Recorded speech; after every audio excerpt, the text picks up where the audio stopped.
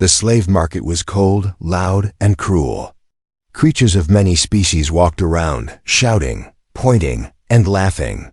Cages lined the walls, metal boxes filled with frightened beings.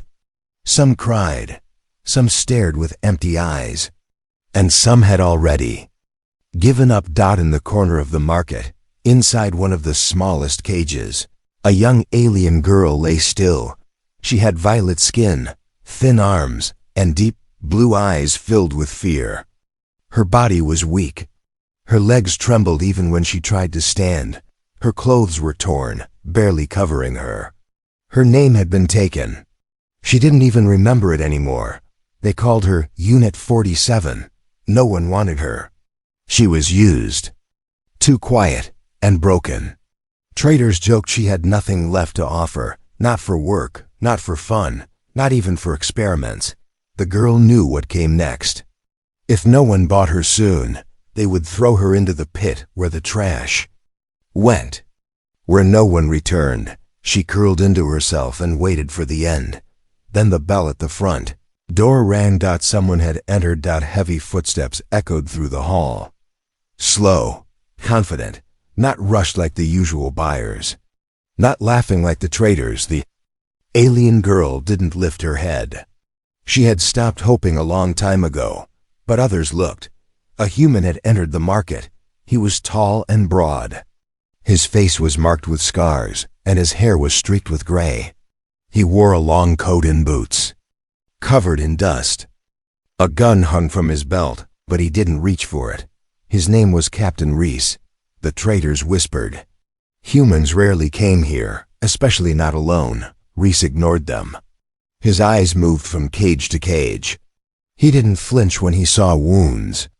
He didn't turn away when he saw blood. But he also didn't smile. His face was hard, tired, but not cruel. He passed the strong ones, the pretty ones, the ones who screamed for attention. And then he stopped in front of Unit 47's cage. The girl felt at his shadow, slowly. She opened her eyes. They met his. For a moment nothing moved. No one spoke.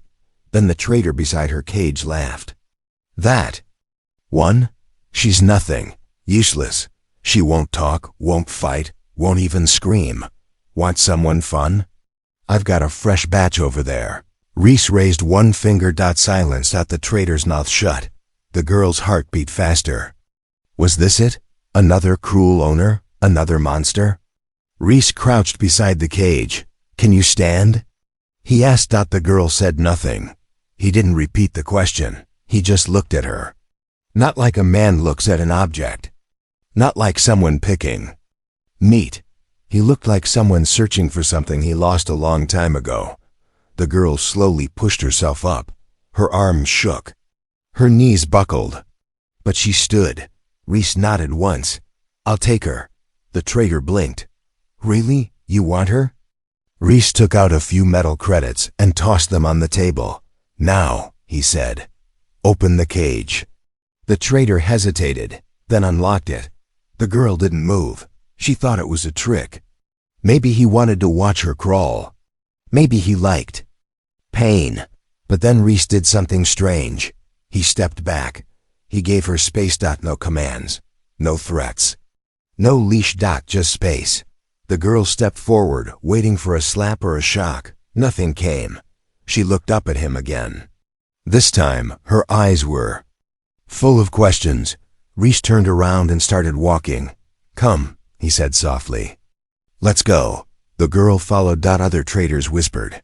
Some laughed. One muttered, she won't last a day. But Reese didn't care. And the girl didn't look back. They walked out of the market, out into the dusty air, toward a small ship parked nearby. She expected him to throw her in the cargo bay, to lock her up. Instead, he opened the passenger door. She stepped inside, unsure, scared, and silent. The door closed behind her. And for the first time in years, she wasn't in a cage. She woke up to silence, not screams, not metal doors slamming, not the electric whip humming near her ears. Just quiet. The soft hum of the ship's engine was the only sound. For a moment, the alien girl panicked. Maybe this was the calm before the pain. Maybe he was watching her. Waiting. She sat up fast. She wasn't in a cage. She was on a soft bed, wrapped in a thin blanket. A strange scent filled the room, clean, warm. Safe.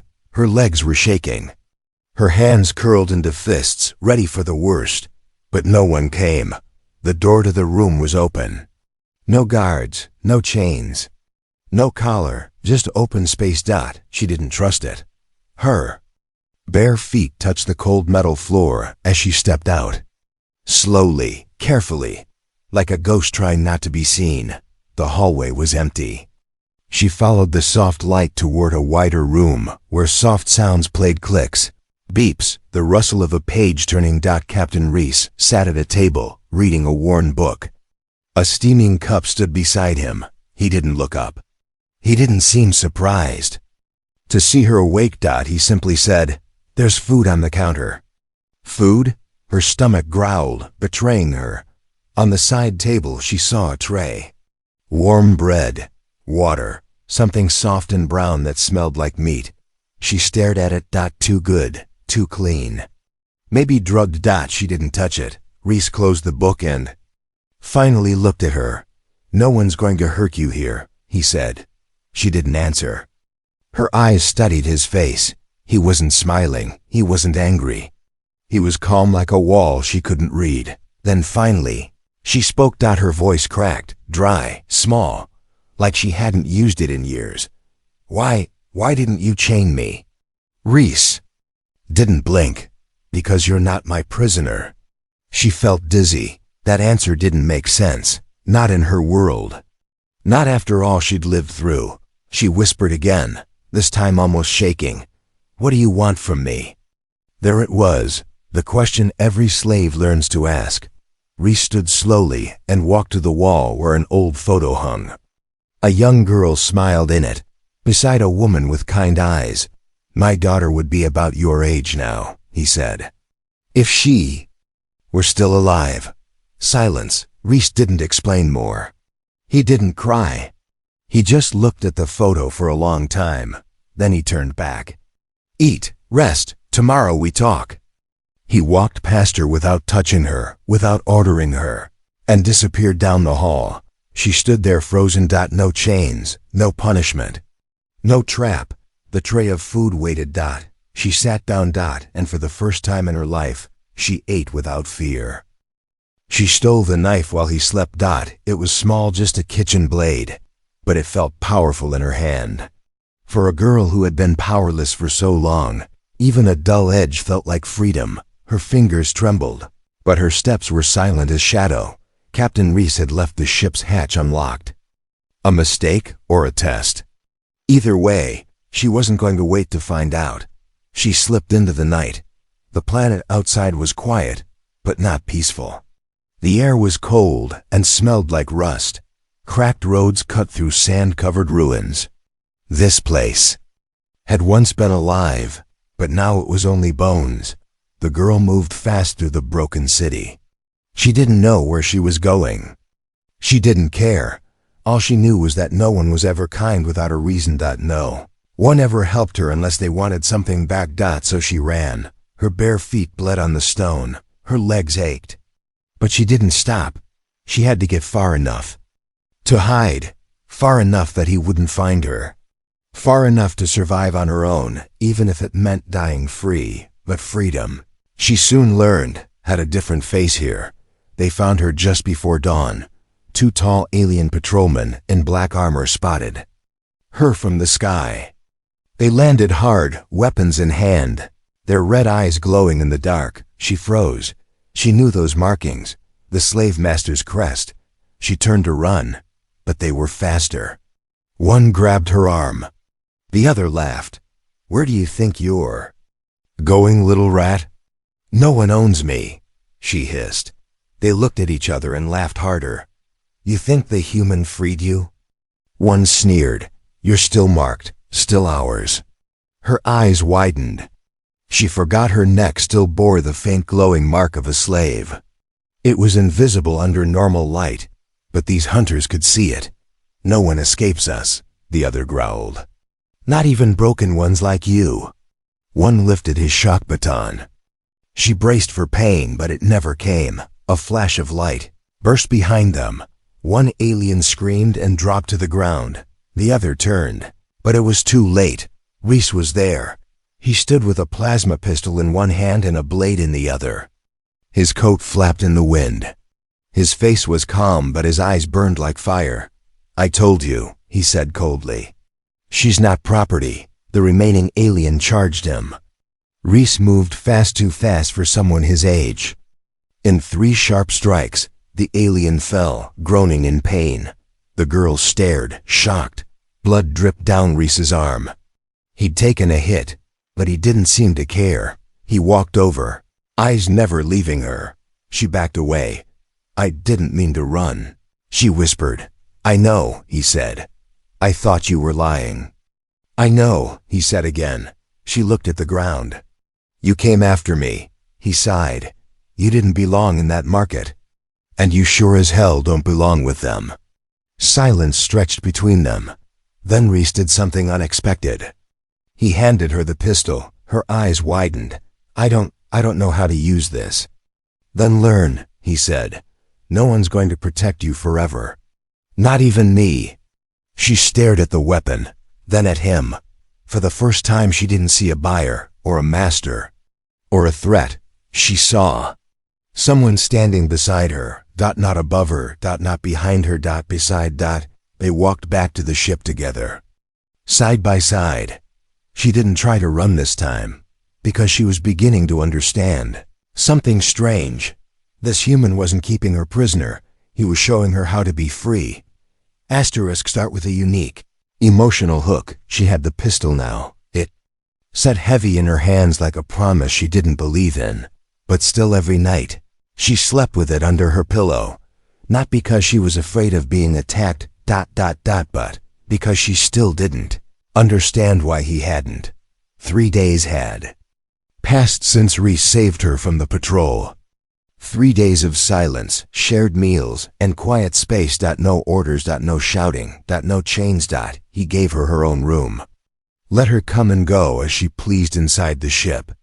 He even let her watch the stars through the glass dome above the cockpit. But her mind stayed trapped behind one question. What does he want from me? She had asked herself 100 times. Until finally, one evening, she asked him directly.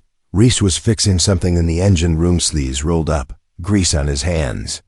She stood in the doorway, arms crossed, heart pounding like a war drum in her chest. He looked up and said nothing, just waited. Her voice shook, but she asked it anyway. What do you want from me? She expected the smile, the dark grin, the cruel words every buyer eventually said.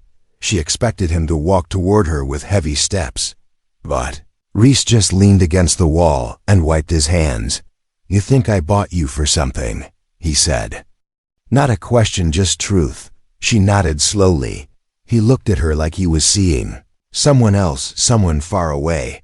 I didn't buy you, he said at last. I rescued you. She laughed, bitter and broken. People don't rescue things like me. He didn't argue. Instead, he walked over to a box near the wall. He opened it and pulled out a folded cloth, carefully, gently, like it mattered more than anything in the world. Inside, it was a photo. A young girl, human, smiling with bright eyes. She looked around the same age the alien girl had been when she was taken. My daughter, Reese said softly. Her name was Sarah. She disappeared 3 years ago.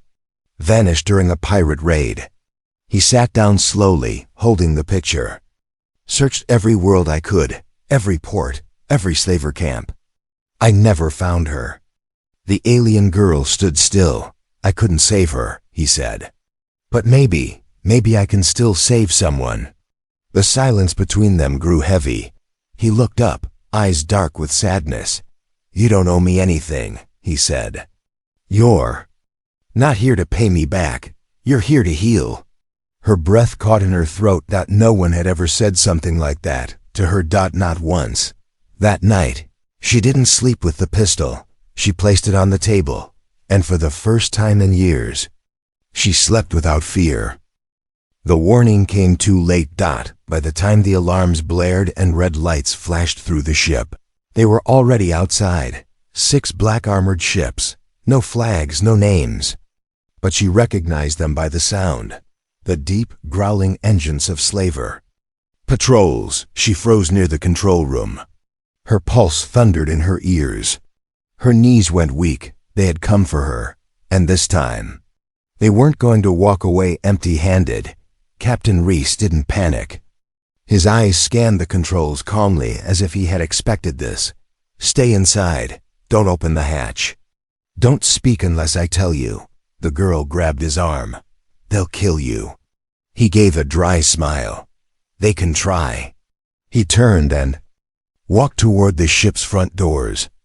Outside, wind howled. Dust swirled around the slavers' boots as they marched toward the ship. Their leader stepped forward, a tall alien with yellow eyes and a voice like oil and sand. That slave belongs to us, he said. Reese didn't even blink. She's not a slave. She carries our mark. I erased it. You'll pay for that. Reese stepped closer, eyes steady. You're not touching her. Not today. Not ever. The slavers raised their weapons. Behind them, more poured out of the ships. The girl watched from the small security screen, her heart breaking. He was outnumbered. He was going to die. Because of her. She reached for the pistol he gave her, hands shaking. She ran to the side exit. She couldn't let him fight alone. Outside, weapons fired. Reese ducked behind a rock and returned fire quick, precise, brutal. 2 slavers dropped. But they kept coming. One of them crept around, aiming at his blind spot. That's when she fired. The blast from her pistol hit the slaver's side. He screamed and collapsed. Reese turned in shock. She was there standing, exposed, terrified. But aiming again. I told you to stay inside, he shouted. I'm not hiding anymore, she said. Not while they try to take my freedom again. Reese grinned just for a moment and nodded. Then stay close. Together, they fought. Side by side. She missed some shots. He covered her. She fell once. He helped her up. The battle was loud, brutal, dirty. But when the dust cleared, they were still standing, and the slavers were not. The girl stood over one of the fallen leaders, his chest rising with shallow breath. She pointed her pistol at him. Her finger trembled on the trigger. Reese placed a hand on her shoulder. You don't have to become what they were, he said. She lowered the weapon. Letting him live was the final blow. She had power now. Not hate. As they walked back to the ship, bruised and breathless, the girl whispered, Why did you risk your life for me? Reese looked at her and said, without hesitation, Because no one else did. Asterisk. The second time they came, they didn't. Knocked out. They fired a missile at the ship's roof. It missed the engine, barely. The explosion shook the walls, knocked over chairs, and sent sparks flying across the cockpit. Smoke filled the halls. Lights blinked red. The girl didn't scream. She grabbed a weapon. Not because, Reese told her, not because she was afraid, but because this time she had something to protect too. Outside, chaos unfolded. A full strike team had landed. Heavy units. Hover drones, blasters, they brought everything. The slave syndicate was done playing games.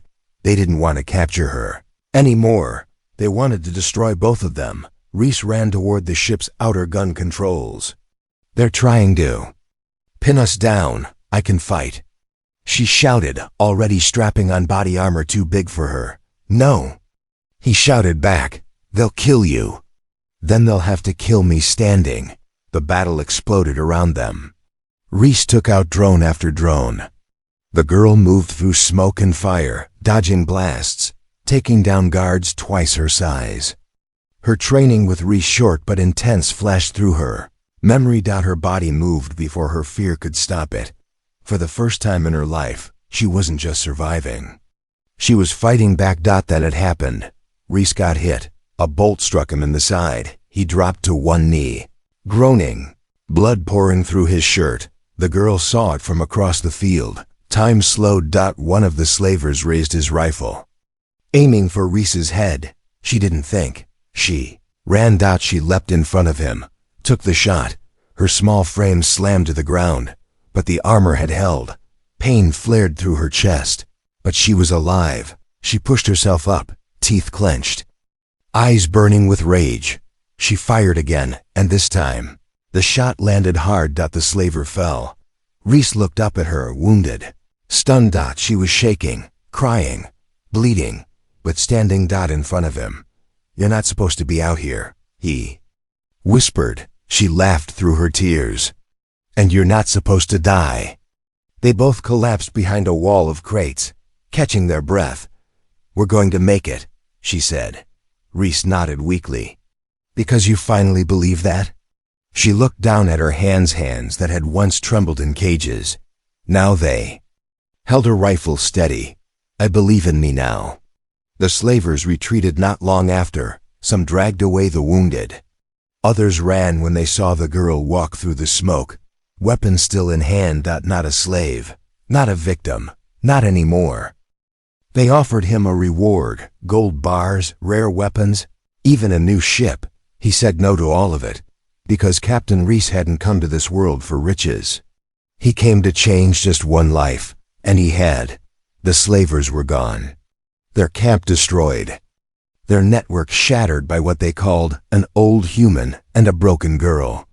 The girl stood at the edge of the landing pad, watching the sun rise for the first time without fear in her chest. Her scars still ached, but they didn't own her anymore. Behind her, the repaired ship hummed softly, ready for the stars. Today was the day they would leave this planet behind. But before that, she had one more thing to do. She walked into the key market, the same place where she had once been sold like meat. But this time, she didn't wear chains, she wore armor. She didn't keep her head down. She looked every trader in the eye. The same slaver crowd that once laughed at her now stepped aside. No one dared to speak. She walked to the center of the square, stood tall, and said in a calm, steady voice, "3 weeks ago, you sold me for less than a broken tool. You thought I was nothing, but someone saw my worth. A human, yes. A species you mock. He saw what you couldn't. You didn't just sell a slave, you sold a soul. And now, I'm free." She turned and walked away, and no one stopped her. Back on the ship, Reese was leaning against the ramp, arms crossed, a small smirk on his face. "You had to make a speech, huh?" She shrugged. "Figured someone had to say it." He handed her a small metal tag. It used to be her slave number. But now it had been burned, erased. "You sure you want to go with me?" he asked. "You don't owe me anything." She looked at the stars, then back at him. "I know," she smiled. "But I've got nowhere else to be. And I kind of like saving people." Reese raised an eyebrow. "You planning to be a hero now?" She nodded. "Someone has to be what you were to me," he chuckled. "In that case, welcome aboard, partner." As the ship lifted into the sky, the girl looked down at the world that once broke her. She whispered, "I was bought to be tortured, but he gave me a future." And with the stars stretching before her, she finally believed. Her real story was just beginning.